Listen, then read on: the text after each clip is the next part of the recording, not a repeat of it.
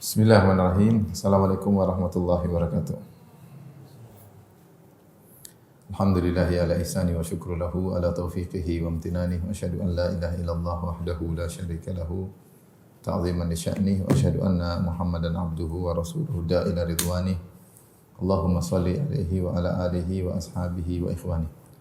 Ibu-ibu yang dirahmati oleh Allah Subhanahu wa taala, pada kesempatan bahagia ini kita akan membahas sebuah hadis yang sangat agung, ya, dikenal dengan hadis Hudzaifah bin al-Yaman radhiyallahu taala anhu, sahibus sir Rasulullah sallallahu alaihi wasallam. Yang Hudzaifah adalah sahabat yang dikenal sebagai pemegang rahasia Nabi sallallahu alaihi wasallam. Oleh karenanya Nabi menyampaikan kepada Hudzaifah banyak rahasia.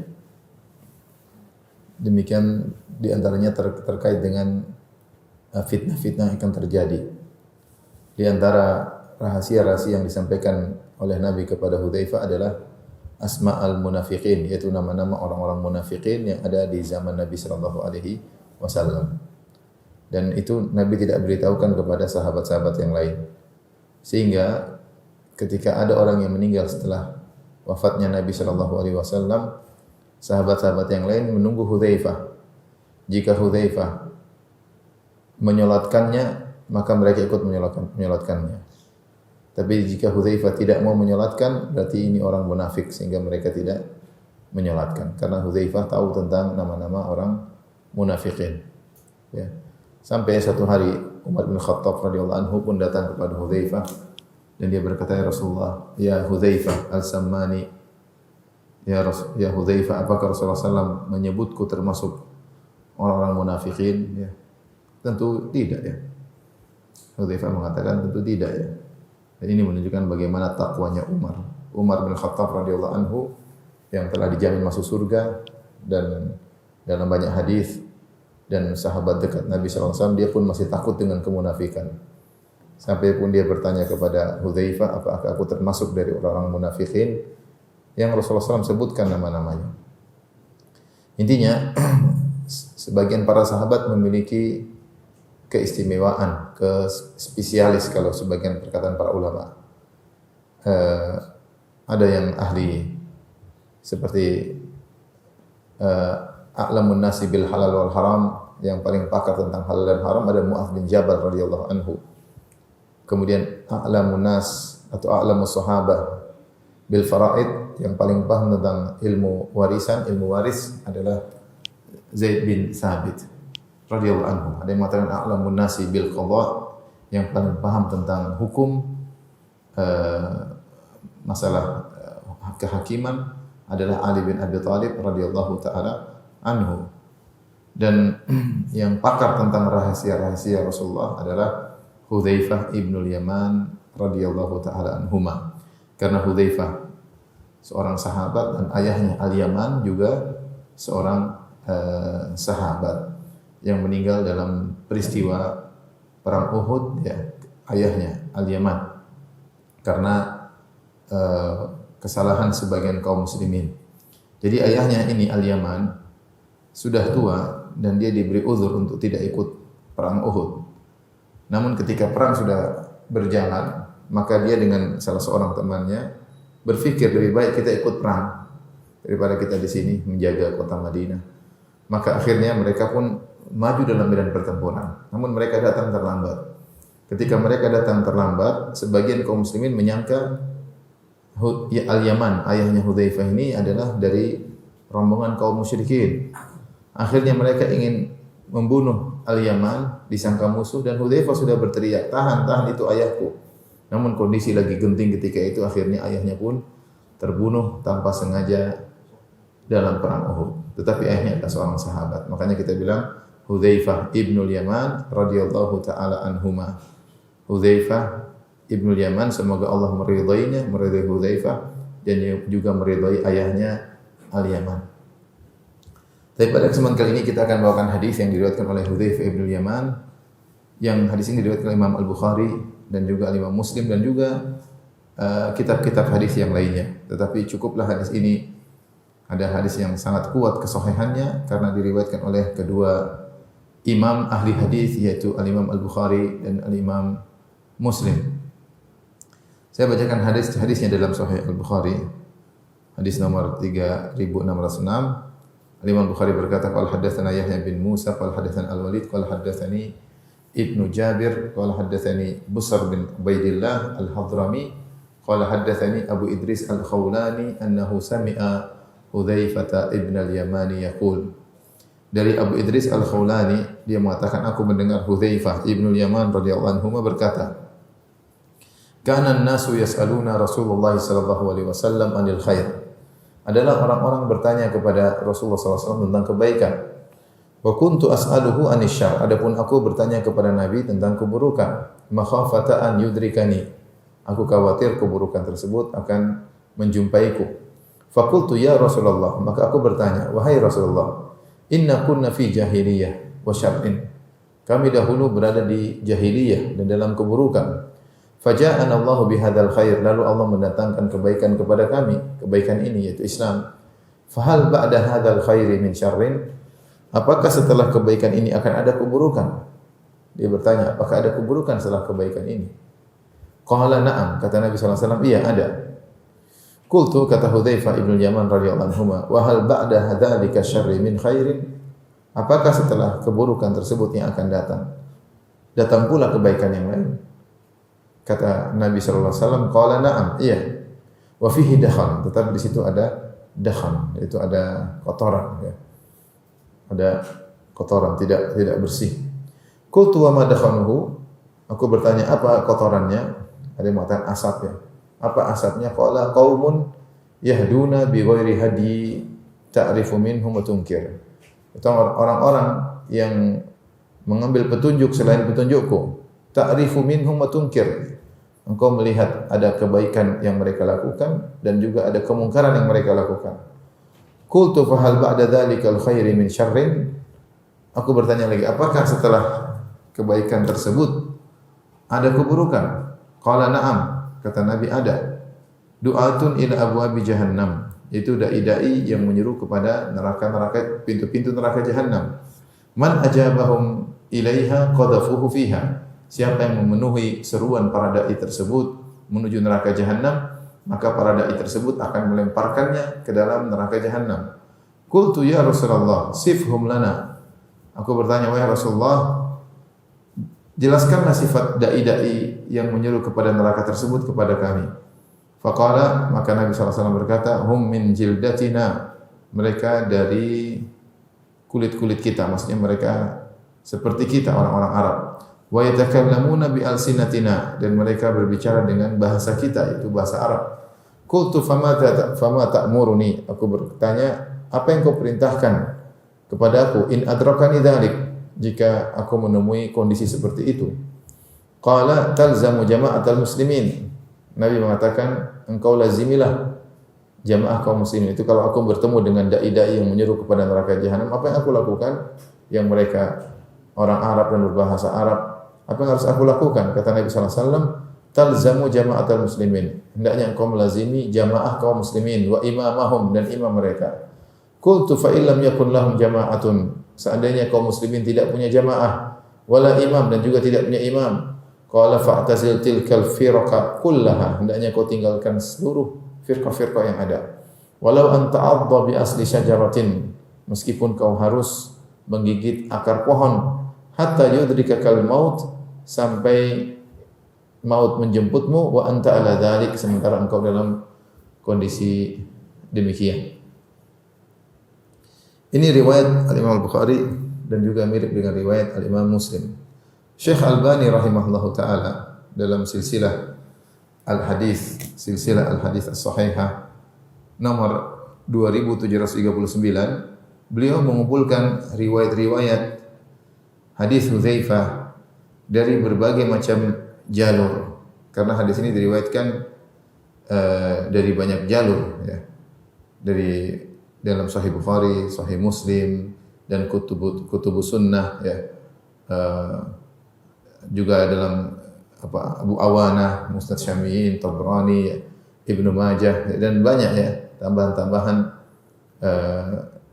dalam kitab-kitab sunnah. Demikian juga dalam Abu Dawud, An-Nasa'i, dan lain-lainnya, banyak sekali hadis ini, dan Syekh Albani berusaha mengumpulkan riwayat-riwayat semua terkait dengan hadis Hudzaifah. Tentunya banyak sekali faedah yang dikumpulkan oleh Syekh Albani rahimahullahu taala dalam silsilah Al-Hadits As-Shahih. Ini sebagaimana dilakukan oleh Syekh Albani rahimahullah ketika beliau menulis buku Hajjatun Nabi sallallahu alaihi wasallam, tentang haji Nabi sallallahu alaihi wasallam, yang asalnya hadis diriwayatkan oleh Jabir bin Abdullah dalam Sahih Muslim. Kemudian Syekh Albani mengumpulkan seluruh riwayat tentang perjalanan haji Nabi sallallahu alaihi wasallam dari hadis Jabir ini dari berbagai macam sumber-sumber literatur hadis, sehingga membuat kita gambaran yang lebih sempurna tentang perjalanan haji Nabi sallallahu alaihi wasallam. Ini metode yang bagus yang sering dilakukan oleh Syekh Albani rahimahullahu taala.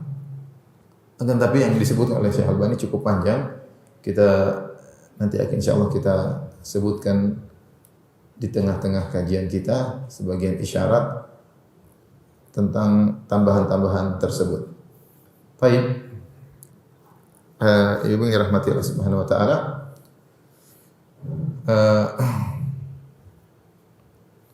Kita jelaskan dari awal. Jadi Hudzaifah bin Yaman berkata, "Kana nasu yas'aluna Rasulullah sallallahu alaihi wasallam 'anil khair." Adalah orang-orang bertanya kepada Nabi tentang kebaikan-kebaikan. Wa kuntu as'aluhu 'anil syarr makhafata ayyudrikani. Adapun aku bertanya kepada Nabi tentang keburukan, aku khawatir keburukan tersebut menemuiku, sehingga aku harus tahu bagaimana cara aku bersikap menghadapi keburukan-keburukan tersebut. Ini di antara fikihnya, kepandaiannya atau cerdasnya Hudzaifah bin Yaman, ketika orang-orang sibuk tanya tentang kebaikan, ternyata dia ingin tahu tentang keburukan-keburukan. Dan dia punya interest ke situ. Ya, dia punya perhatian terhadap masalah keburukan karena dia adalah sahibu sir Rasulullah sallallahu alaihi wasallam. Dia adalah pemegang rahasia-rahasia Nabi sallallahu alaihi wasallam, ya. Dan ini di antara keutamaan seorang, kalau dia ingin sempurna dalam menjalankan suatu kebaikan, maka dia hendaknya mengenal kebaikan dan juga mengenal keburukan. Bukan hanya mengenal kebaikan saja, tetapi dia juga harus mengenal lawannya supaya sempurna dalam menjalankan kebaikan tersebut. Seperti perkataan seorang penyair, "Araftu syarra la li syarri walakin li tawaqqihi, faman lam ya'rifi syarra minal khairi yaqa' fihi."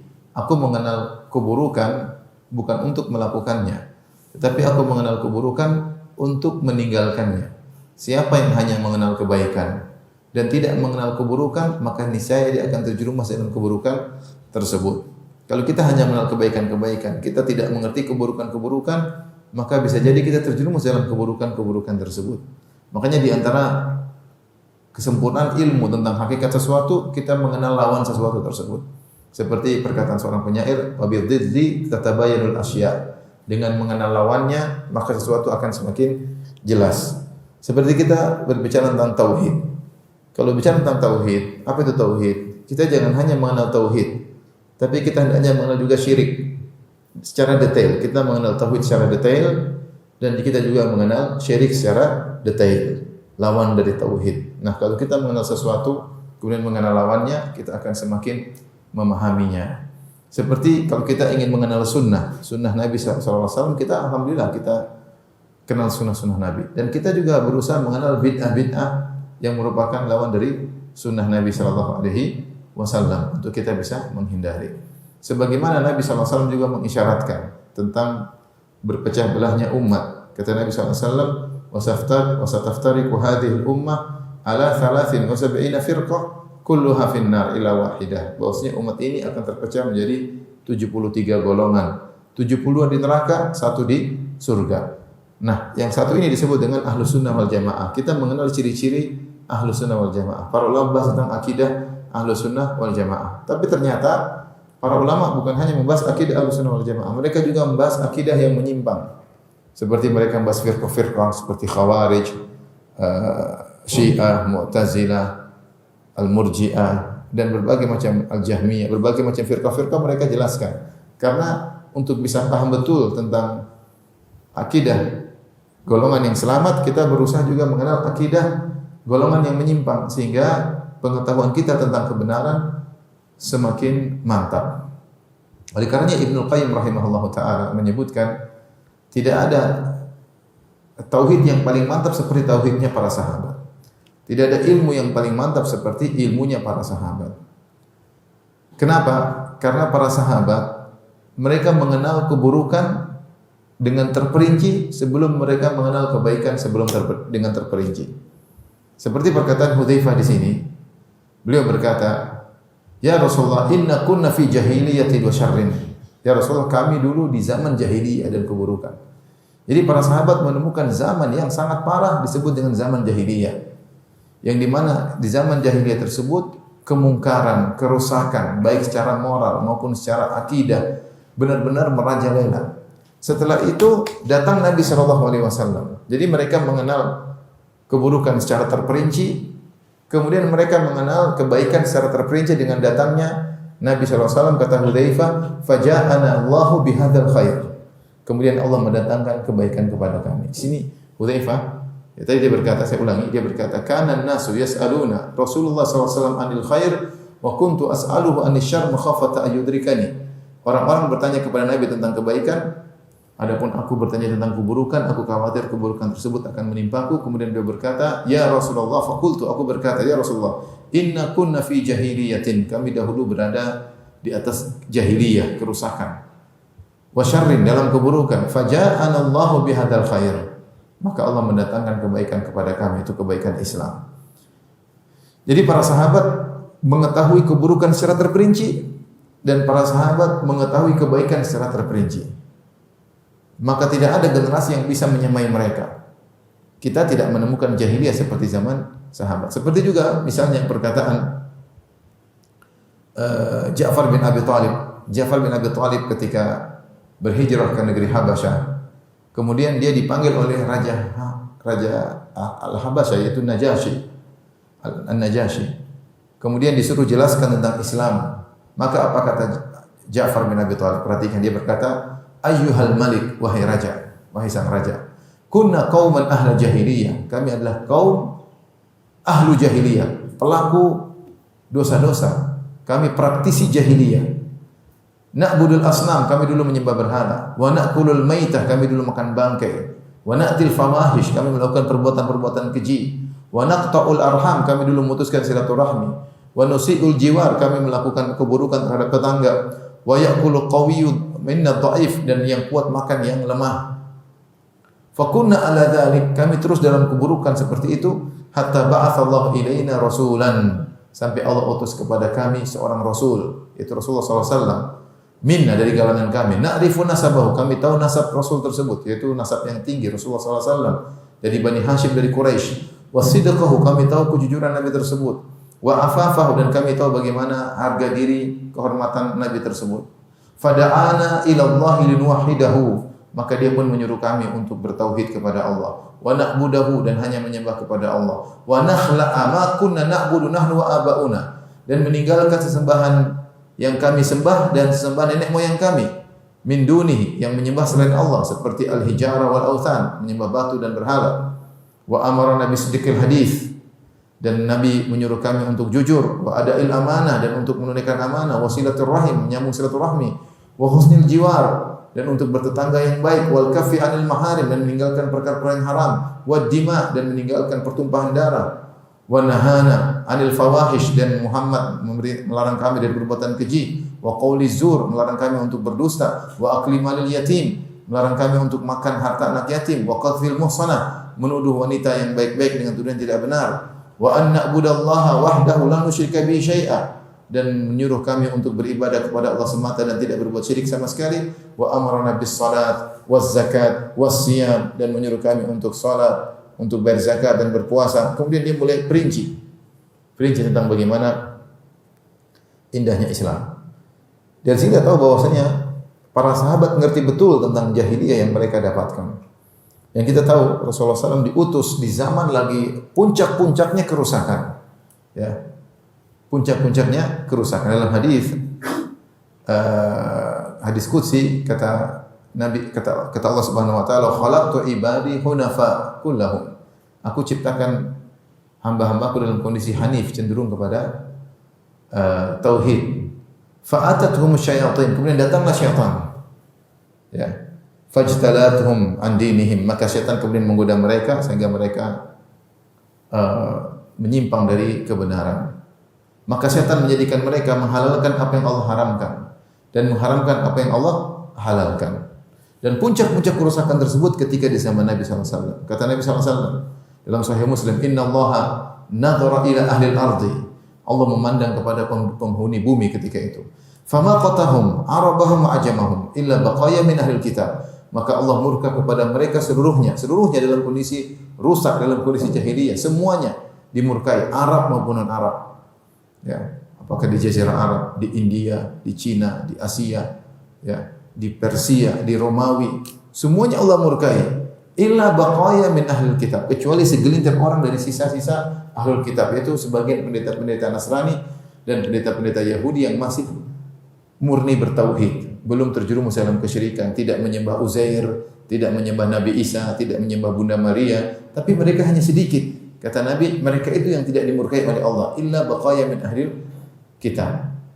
Intinya ketika Nabi sebelum diutus, dunia benar-benar bumi dalam kerusakan, dalam kejahilian. Ya, lihat bagaimana Romawi sampai begitu parahnya, mereka bikin arena untuk menonton manusia bertarung dengan hewan, dengan singa. Dan mereka senang ketika manusia tersebut dimakan oleh singa. Mereka nonton, jadi kepuasan nonton gelanggang arena yang luar biasa, yang mengerikan. Dan betapa banyak kerusakan yang mereka lakukan. Lihatlah di Persia, sampai terjadi pernikahan antar mahram. Ya, seorang menikah ibunya, seorang menikah dengan adik perempuannya, seorang menikah dengan tantenya. Ya, dan mereka lakukan seperti itu. Di Jazirah Arab lebih parah. Kerusakan moral luar biasa. Terjadi namanya minum khamar. Minum khamar adalah mereka bangga-banggakan. Siapa yang minum khamar maka seakan-akan tanda kesuksesan. Minum khamar sampai mereka buat syair-syair tentang khamar, tentang warna air khamar, tentang cawannya. Benar-benar minum khamar mendarah daging. Kemudian mereka berzina dengan terang-terangan, bahkan terjadi bentuk-bentuk zina yang aneh-aneh, seperti seorang lelaki kalau punya istri kemudian dia ingin dapat bibit unggul maka dia suruh istrinya berzina dengan si fulan. Kamu kalau berzina dengan si fulan, nanti hasilnya anak kita ya dinisbahkan kepada dia. Istrinya suruh berzina sama laki-laki yang lain ya. Dan praktek-praktek perzinahan yang begitu banyak. Belum lagi bunuh anak-anak yang hidup-hidup. Anak perempuan lahir langsung dibunuh karena anak perempuan hanyalah memalukan keluarga, tidak bisa mencari nafkah dan tidak bisa diajak untuk berperang karena kehidupan mereka dibangun atas permusuhan dan peperangan. Belum lagi mereka tenggelam dalam perjudian. Ini terkait dengan moral rusak, bertetangga dengan cara yang buruk seperti tadi perkataan Ja'far bin Abi Thalib radhiyallahu taala anhu. Belum masalah akidah, mereka di atas kerusakan yang luar biasa. Di zaman itu perdukunan lagi laris. Dukun ngeramal ini, ngeramal anu ya. Ya, sampai dukun-dukun ketika itu setan-setan benar turun memberikan kabar-kabar dari langit kepada para dukun. Setelah Nabi diutus baru tidak bisa lagi mereka berkutik. Tapi dukun-dukun di zaman itu sangat ramai. Ya. Belum lagi jimat-jimat bertebaran di mana-mana. Ya. Setiap hewan-hewan dipasang jimat, ya. Onta dipasang jimat, ya. Belum pengkeramatan jimat-jimat, mengkeramatkan hewan-hewan. Seperti kata Nabi SAW tentang Amr bin Luhai al-Khuzai. Kata Nabi SAW, "Ra'aitu Amr bin Luhai al-Khuzai yajurru qasbahu finnar." Aku melihat Amr bin Luhai al-Khuzai menggeret ususnya di neraka jahanam. Kenapa? Li'annahu awwalu man sayyaba sawaib. Dialah orang yang pertama kali mengkeramatkan onta-onta. Kalau ada onta di zaman jahiliyah melahirkan anak betina berturut-turut entah 5 kali, entah 10 kali, maka unta ini dikeramatkan, tidak boleh ditunggangi, tidak boleh diinikan, tidak boleh dikeramatkan. Gara-gara dia mengkeramatkan unta, dia dimasukkan dalam neraka jahanam. Seperti kita di tanah air ada sebagian masyarakat yang mengkeramatkan kebo ya. Kebo dikeramatkan, dicari keberkahannya, bahkan kotorannya pun diperebutkan. Ini jahiliyah. Sebagaimana jahiliyah di zaman Nabi, banyak jimat-jimat tersebar. Di zaman kita juga banyak jimat-jimat yang tersebar. Yang itu adalah kesyirikan di zaman jahiliyah. Belum lagi di zaman Nabi SAW, tatayyur. Orang mengkait-kaitkan ya, tentang kalau ada burung hantu berarti begini, kalau ada ini berarti begini. Ya, itu tersebar di zaman Nabi SAW. Seperti di zaman kita disebut pamali lah, kalau beginilah, kalau begitulah, kalau begini. Ini semua adalah kesyirikan yang ada di zaman Nabi, di zaman jahiliyah, kemudian masih tersisa-sisa di zaman sekarang. Kemudian belum lagi penyembahan terhadap mayat-mayat. Mereka menyembah orang soleh seperti Lata. Afara'aitumul Lata wal Uzza, kata Allah, bagaimana pendapat kalian tentang Lata? Siapa Lata? Kata Ibn Abbas radhiyallahu anhu, kana rajulan yalitu sabiqa lil hujjaj. Lata adalah seorang lelaki soleh yang dahulu bagi-bagi makanan buat jemaah haji gratis. Ketika dia meninggal, dibangunlah berhala di atas kuburannya lantas disembah. Mereka juga ada yang menyembah di Jazirah Arab ketika itu menyembah malaikat, ada yang menyembah malaikat, ada yang menyembah jin, ada yang menyembah Uzair, ada yang menyembah Nabi Isa, ada yang menyembah Bunda Maria.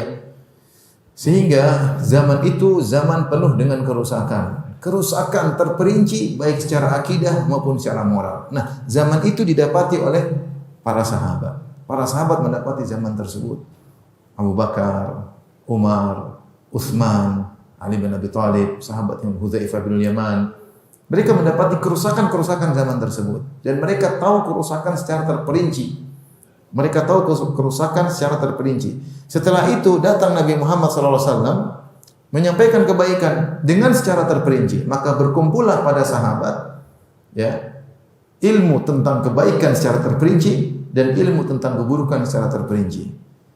Dan keburukan yang mereka tahu secara terperinci tidak pernah ada yang seperti mereka. Dan kebaikan yang mereka tahu secara perinci dari Nabi SAW tidak ada yang seperti mereka. Dari sini Ibnu Qayyim rahimahullah menyebutkan tidak akan ada generasi yang bisa mengungguli para sahabat. Kenapa? Karena para sahabat Nabi SAW mengumpulkan ilmu kebaikan secara terperinci karena mereka belajar langsung dari Nabi SAW dan mereka juga mengetahui keburukan secara terperinci karena mereka mendapati zaman jahiliyah. Dan Allah menjelaskan tentang keburukan-keburukan dalam Al-Quran. Kata Allah, wa kadzalika nufassilul ayati walitastabina sabilul mujrimin. Demikianlah kami perinci ya perkara-perkara ya.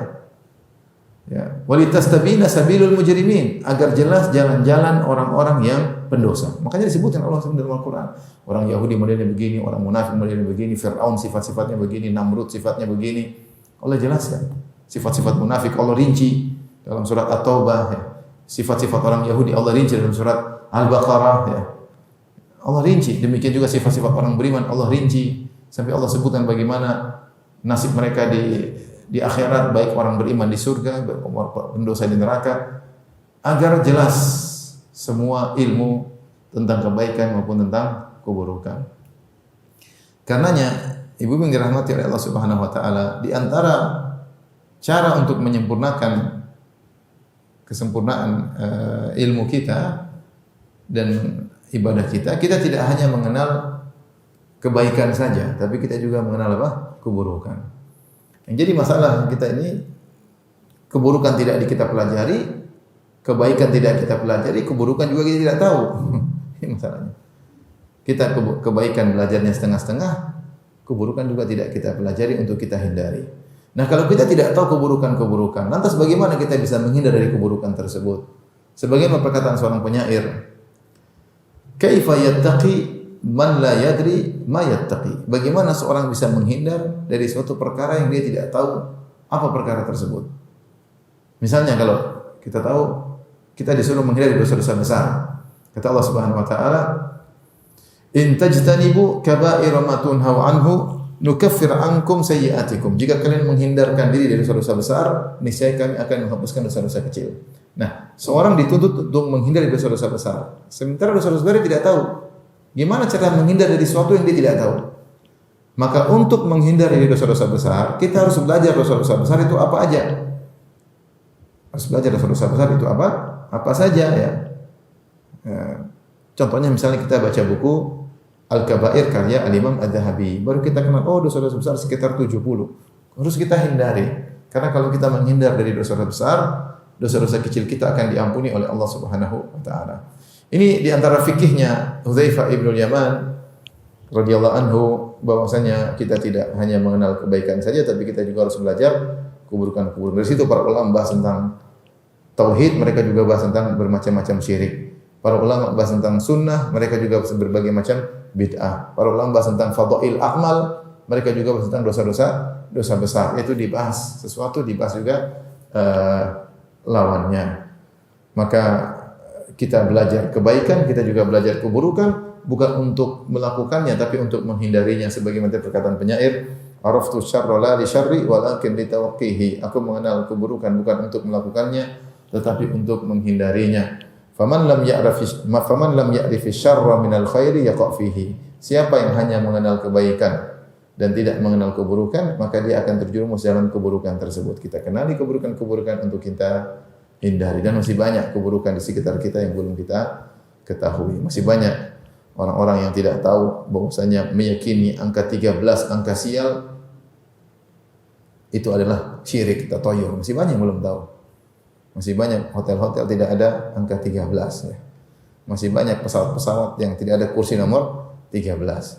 Tapi alhamdulillah kemarin saya naik pesawat terbang Transnusa, saya duduk di kursi nomor 13 alhamdulillah. 13F dekat jendela. Kursi nomor 13, luar biasa ini. Mudah-mudahan keyakinan khurafat seperti ini dihindari. Tapi masih banyak yang belum tahu akan hal ini. Masih banyak orang yang takut dengan angka 4 ya. Ada lift nomor 1, lift nomor 2, lift nomor 3, kemudian 3A.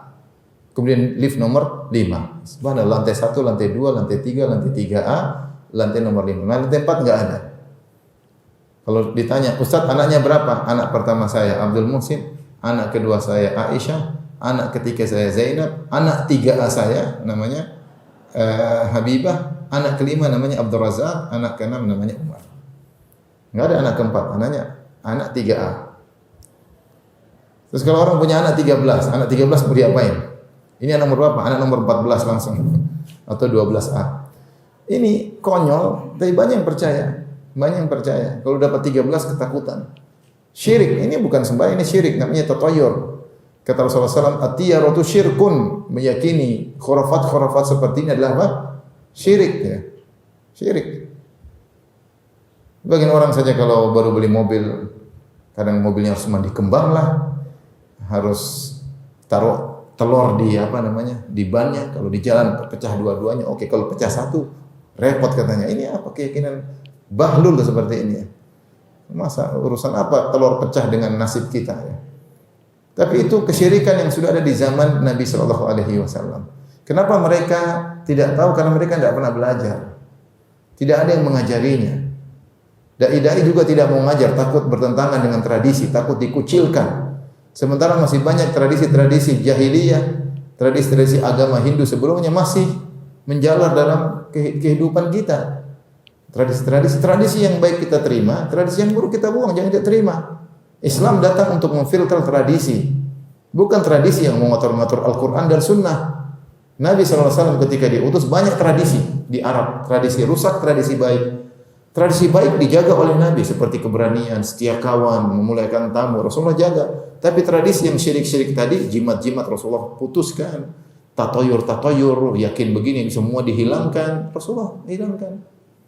Nah sama kita di nenek moyang kita ini ada tradisi baik, tradisi buruk. Tradisi baik kita pertahankan, ramah tamah, ada sifat malu, ya, banyak kebaikan-kebaikan, ya, kesopan santun, ya, hormat sama orang tua, itu kita jaga. Tapi yang syirik-syirik, pecah telur lah, apalah, mandi kembang lah, air janur lah, macam-macam itu tidak usah. Hidup ini cuma sekali, cari akidah yang benar. Karena akidah-akidah yang seperti ini akan mempersulit kita nanti di alam barzakh. Ya. Tradisi yang tidak baik, yang bertentangan dengan syariat, ya maka tidak usah kita ikuti. Yang baik-baik kita pertahankan, dan masih banyak tradisi baik di tanah air kita yang luar biasa yang bisa kita pertahankan. Tayyib, kita lanjutkan. Setelah itu maka Rasulullah SAW pun bertanya, Hudzaifah bin Yaman pun bertanya, ya Rasulullah, kita dulu di zaman jahiliyah dan dalam keburukan, ya, rusak-rusaknya di zaman itu.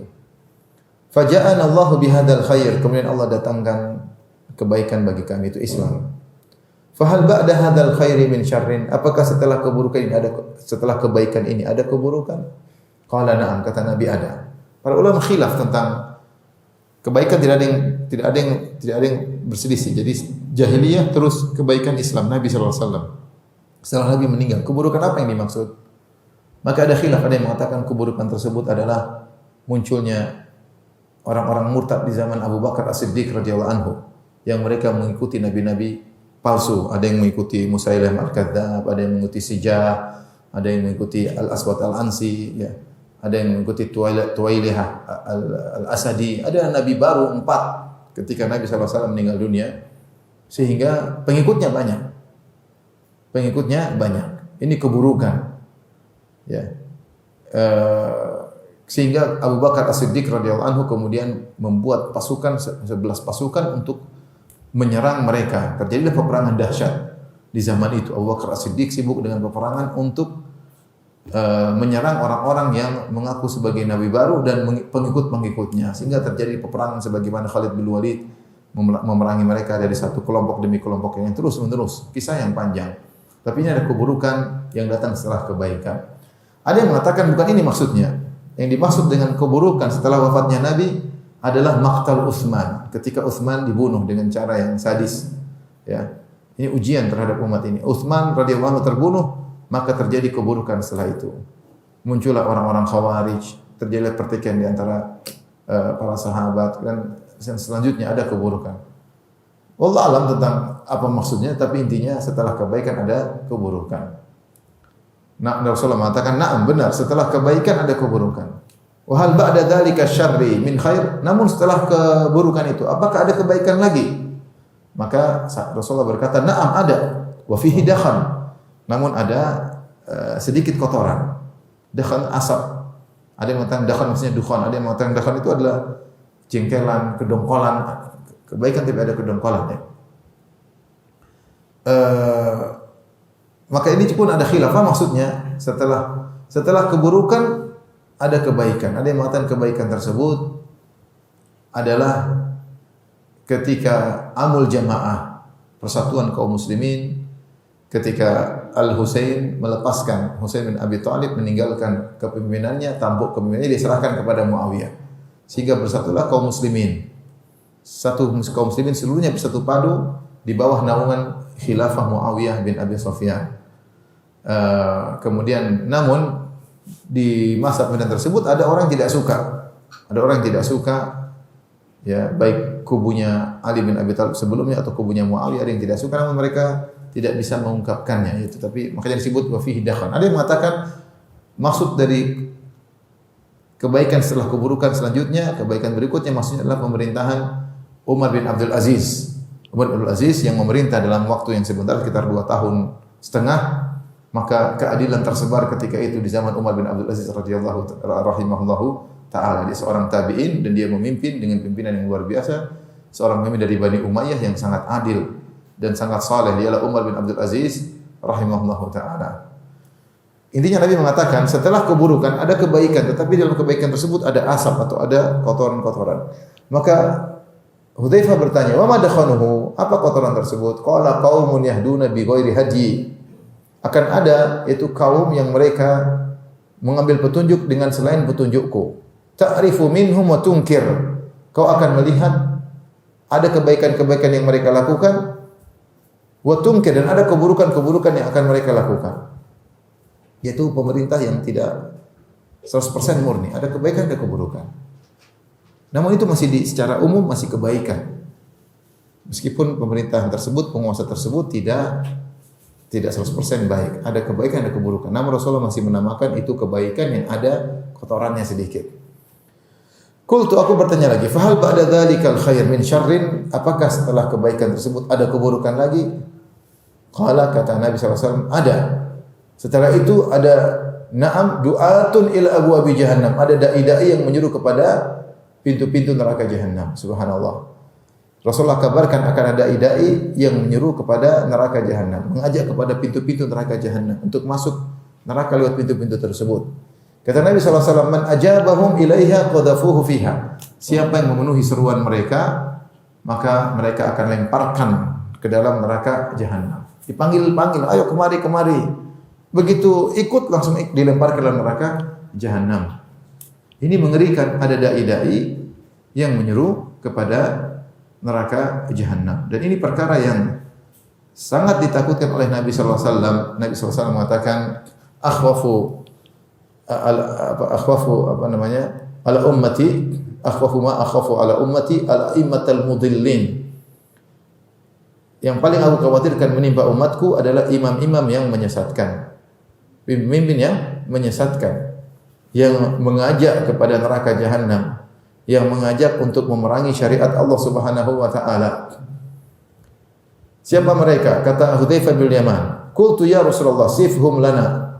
Ya Rasulullah, jelaskanlah sifat-sifat mereka kepada kami.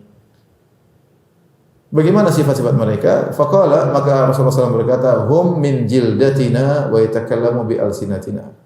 Mereka dari kulit kita, maksudnya dari Arab, wa yatakallamuna bi alsinatina, mereka juga ngomong Arab. Ya. Ini ada dua tafsiran disebutkan oleh Ibnu Hajar rahimahullah. Ada yang mengatakan maksudnya mereka Arab. Maksudnya ada yang mengatakan maksudnya zahir mereka Islam. Zahirnya Islam, kulit mereka kulit Islam, lisan mereka mengucapkan Islam, tapi batinnya munafik, batinnya kekufuran. Ini dua tafsiran. Ya. Inilah yang perlu kita khawatirkan. Ya. Ketika muncul dai-dai yang menyuruh kepada neraka jahanam. Qultu fama ta'muruni? Aku bertanya, apa yang kau perintahkan kepadaku jika bertemu dengan seperti ini? Ya. Qala talzamu jama'atal muslimin wa imamahum. Hendaknya kau melazimi jamaah kaum muslimin dan imam mereka. Ya. Kau lazimi jamaah kaum muslimin dan imam mereka. Ya. Terkait dengan jamaah kaum muslimin, maka ada beberapa pendapat di kalangan para ulama. Ya. Ada yang mengatakan bahwasanya, saya bacakan dari perkataan Ibnu Hajar rahimahullah taala.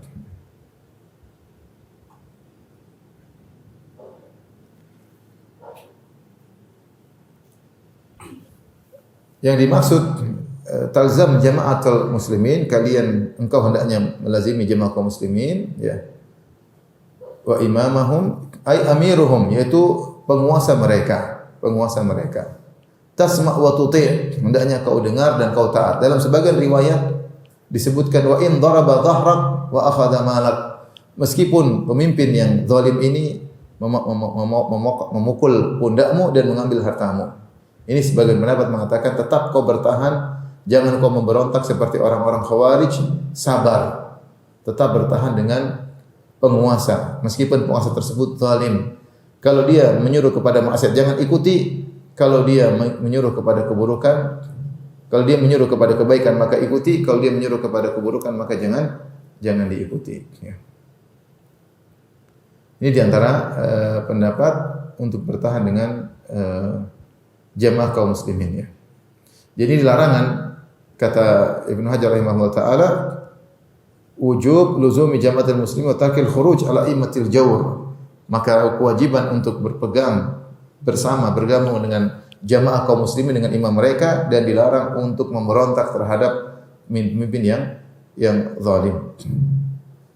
Ada yang mengatakan, ini tafsiran pertama, jadi zahirnya kalau ada kerusakan tetap jangan membunuh. Ada dai-dai yang menyeru, karena mereka mengatakan dai-dai kepada neraka jahanam itu adalah Khawarij karena setelah kebaikan akan muncul dai-dai menyuruh kepada neraka jahanam, maksudnya dai-dai Khawarij yang slogan mereka seakan-akan adalah kebaikan. Mereka berkata la hukma illa lillah, tidak ada hukum kecuali hukum Allah, namun ternyata mereka menyuruh kepada neraka jahanam, ya.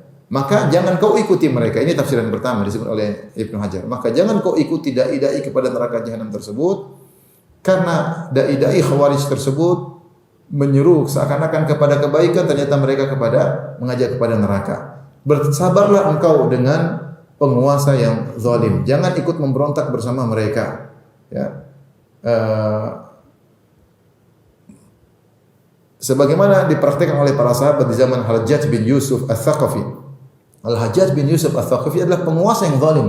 Dia membunuh sahabat, membunuh tabi'in, sadis. Tetapi para sahabat tidak ada yang memberontak. Mereka sabar berhadapan dengan penguasa tersebut. Bahkan ketika orang datang kepada Anas bin Malik mengajak untuk memberontak, memprovokasi, kata Anas sabar.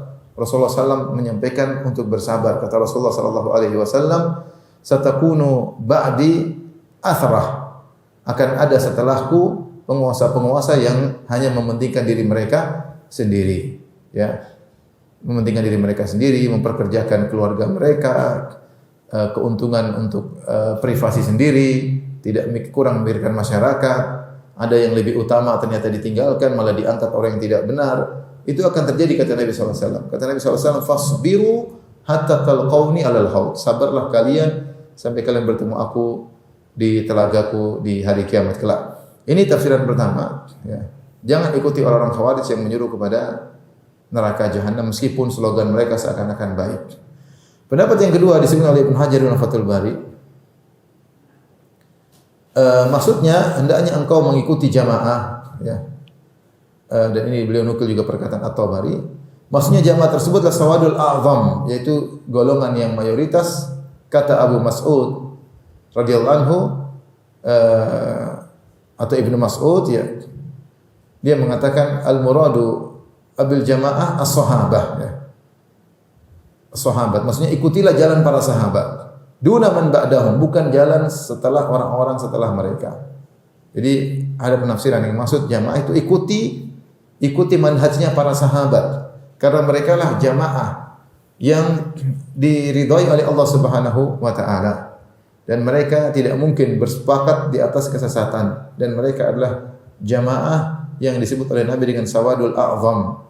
Golongan mayoritas di zaman Nabi SAW. Ketika ada fitnah, ada seruan kepada dai-dai yang menyeru kepada neraka jahanam, maka ikutilah manhaj para sahabat, ikutilah agamanya para sahabat, jangan keluar dari metode beragama mereka. Pendapat yang ketiga, ada yang mengatakan maksudnya adalah ikutilah para ulama. Ikutilah para ulama, wa qala qaumun al-murad bihim ahlul ilm. Ikutilah para ulama yang mereka lebih paham tentang kebenaran, karena Allah menjadikan para ulama sebagai hujjah Allah di atas manusia, ya. Dan orang-orang hendaknya mengikuti para ulama dalam urusan agama. Ketika muncul dai-dai yang menyesatkan, kita tanya ulama, karena ulama yang ngerti agama yang benar seperti apa, mana yang sesat seperti apa, untuk kita menghindari dai-dai yang menyuruh kepada neraka jahanam tersebut. Ini beberapa pendapat disebut oleh Ibnu Hajar dalam Fathul Bari, ya. Intinya Ibu dirahmati Allah Subhanahu wa taala, akan muncul dai-dai yang menyuruh kepada neraka jahanam. Apakah mereka Khawarij atau dai-dai yang muncul setelahnya? Dan di zaman kita banyak dai-dai yang seperti itu menyuruh kepada neraka jahanam. Mereka sebagaimana tafsiran tadi kita sebutkan, min jildatina wa yatakallamu bil alsinatina, yaitu casing mereka Islam, casing mereka Islam. Bahkan di antara mereka ada yang mungkin doktor dalam bidang agama atau profesor dalam bidang agama, tapi ternyata mereka menyuruh kepada meninggalkan agama. Mereka tidak suka dengan jilbab. Mereka tidak suka kalau ada orang-orang yang ingin menjalankan syariat Islam, ya. Mereka ingin suka kebebasan seperti negara-negara barat, ingin wanita terbuka. Mereka tidak setuju kalau ada hukum Islam yang diterapkan. Misalnya kalau ada yang mencuri dipotong tangannya, ada yang berzina kemudian dicambuk atau dirajam, mereka tidak suka dengan syariat Islam, ya. Mereka tidak suka kalau ternyata kita bahas tentang tauhid dan syirik, kita jelaskan bahwasanya kesyirikan tidak boleh dalam Islam, tidak boleh berdoa kepada Nabi Isa, tidak boleh meminta kepada mayat-mayat. Bahkan mereka mengatakan semua agama sama. Apakah berdoa kepada Allah, beribadah kepada Allah, sama saja beribadah dengan Nabi Isa, sama saja beribadah dengan dewa-dewa, semuanya masuk ke dalam surga. Mereka ini KTP-nya Islam, casing-nya Islam, tapi hati mereka benci dengan Islam. Mereka ini adalah dai-dai menuju kepada neraka jahanam. Maka seorang waspada, ya. Zaman ini lagi tersebar khurafat-khurafat, dai-dai yang menyuruh kepada khurafat-khurafat, pengkultusan terhadap diri sendiri, pengagungan terhadap diri sendiri. Ya, banyak sekali. Maka bagaimana cara agar kita menghindar? Tadi di antara tafsiran, engkau melazimi para ulama. Para ulama, lazim para ulama. Apa yang ulama jelaskan ikuti, apa yang merupakan kesesatan maka tinggalkan. Taib, di akhir hadis, qultu kata Hudzaifah bin Yaman, fa illam yakun lahum jama'atun wala imam. Kalau ternyata kaum muslimin tidak ada jamaahnya, tidak ada imamnya, apa yang harus aku lakukan? Apa solusi yang harus aku lakukan ketika banyak dai-dai yang menyuruh kepada neraka jahanam sementara tidak ada pemimpin kaum muslimin yang harus untuk dipegangi. Kata Nabi SAW, fa'tazil tilkal firqa kullaha, tinggalkan seluruh firqah yang ada. Kelompok-kelompok ini tinggalkan semua, jangan ikut-ikutan kelompok manapun.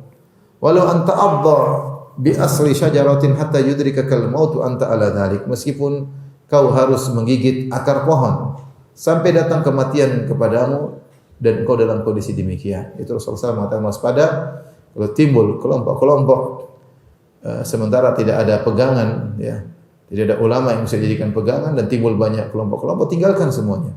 Kau melakukan uzlah, yaitu beribadah kepada Allah sendiri, tidak usah sibuk dengan berbagai macam kelompok, dan gigitlah akar pohon, ya, gigitlah akar pohon, yaitu menunjukkan hal itu memang sulit. Sebagaimana orang yang menggigit akar pohon, ya, menunjukkan sulitnya akan hal tersebut, tapi kau bertahan sampai datang kematian menimpamu. Ini akhir dari hadis riwayat Bukhari dan riwayat Muslim. Ya.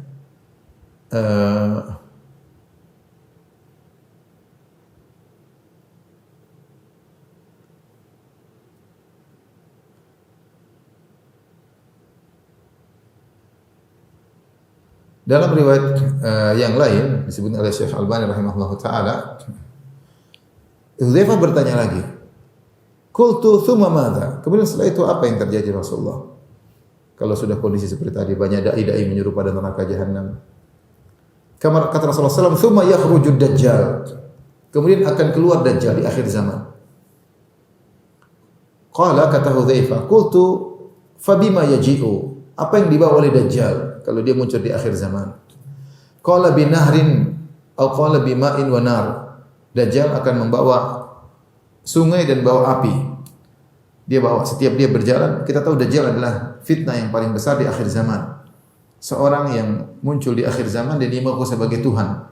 Dan dia memiliki kesaktian yang luar biasa.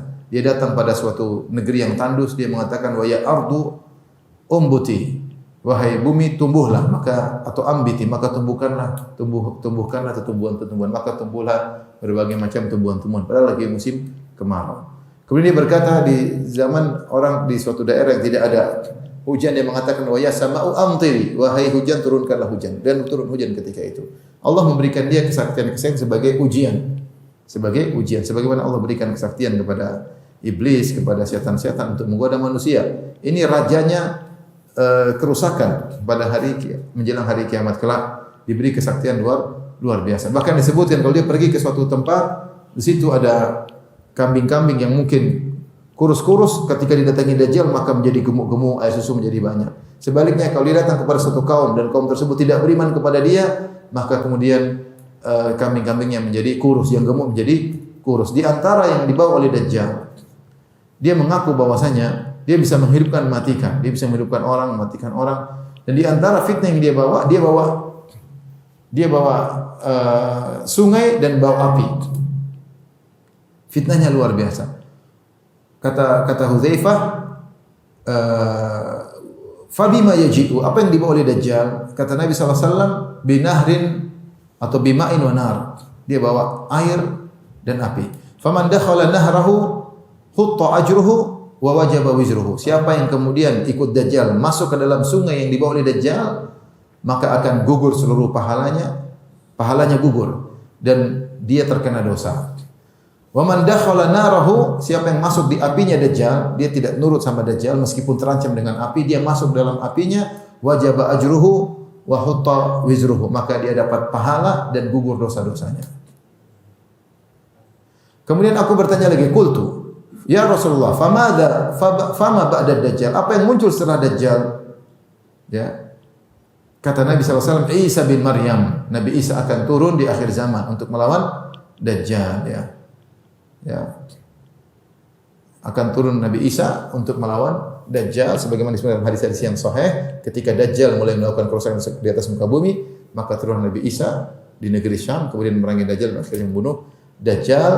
Karena Nabi Isa belum meninggal, orang-orang Yahudi menyangka telah membunuh Nabi Isa, dan orang-orang Nasrani menyangka Nabi Isa sudah meninggal dunia. Allah bantah dalam Al-Quran, kata Allah, wa ma qataluhu wa ma salabuhu walakin syubbiha lahum. Mereka tidak pernah membunuh Nabi Isa dan mereka tidak pernah menyalib Nabi Isa, tapi ada orang diserupakan dengan Nabi Isa. Kata Allah, "Bal rafa'ahu Allah ilaih." Nabi Isa diangkat oleh Allah Subhanahu wa taala. Di akhir zaman dia akan turun untuk membunuh Dajjal dan akhirnya membunuh Dajjal. Setelah itu Nabi Isa hidup sebagaimana biasa, kemudian dia meninggal dan setelah itu tidak lama lagi akan muncul hari kiamat.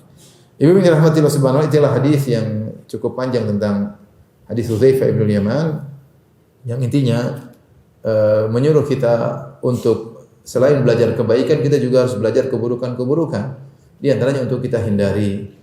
Sebagaimana kita belajar kebaikan secara detail, kita belajar keburukan secara detail juga. Karena di zaman kita ini banyak sekali dai-dai yang menyuruh kepada keburukan-keburukan atas nama Islam, atas nama macam-macam lah. Sehingga akhirnya tauhid mereka sepelekan, syariat Islam mereka perangi, syariat Islam jadikan tertawaan dan jadi candaan, dan kita harus hati-hati, kita tidak boleh mengikuti mereka. Yang kita ikuti adalah Al-Quran dan Sunnah.